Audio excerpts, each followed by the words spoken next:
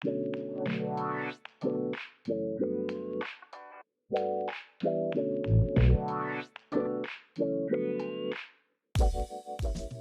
Characteristics of an Anti-Racist Organisation." This is a one-page PDF that I've created, adapted from my book, The Anti-Racist Organisation, Dismantling Systemic Racism in the Workplace. Now, if you followed HRE Wired on LinkedIn or even Instagram, you will notice that week to week we have been sharing individual characteristics and just giving a few hints and tips, I guess, on just expanding on some of the themes that are covered there. What I wanted to do for this video though is something a little bit different. I wanted to give you an example of how you could practically use this PDF document within your organisation.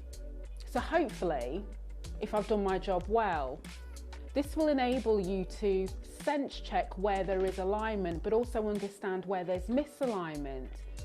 And it's an opportunity to recalibrate some of the initiatives or your approaches even to anti-racism thus far. So first things first, what you want to be able to do is dedicate at least an hour in a team meeting. Now that can be your EXCO meeting, it can be a HR leadership meeting, it can even be your Diversity, Equity and Inclusion Council or Anti-Racism Task Force. Take the document and let everybody read it.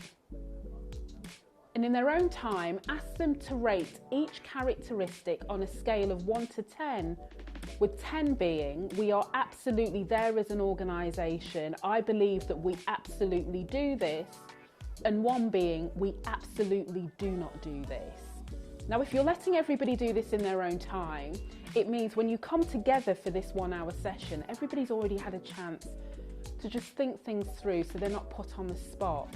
During this discussion, what you want to be considering is the following. What were some of the thoughts that went through your mind as you conducted this exercise? How did it make you feel? What were some of the things that came to mind when you were rating our organisation against these 12 characteristics? Where do you feel like we are most strongest? Why is that? Where do you feel like there are massive rooms for improvement? So, for those of you who rated some of the characteristics as a 1, 2, 3, 4 even, why is that? What made you give that particular rating? What are your thoughts around what we can do differently as an organisation? What are some of the challenges that you think we have faced, and why do you think we face these challenges? And here's a more fundamental question. How far do you think there is universal agreement that we actually want to be an anti-racist organisation as depicted by these 12 characteristics? Now, these are just examples of some of the questions that you can ask during this session.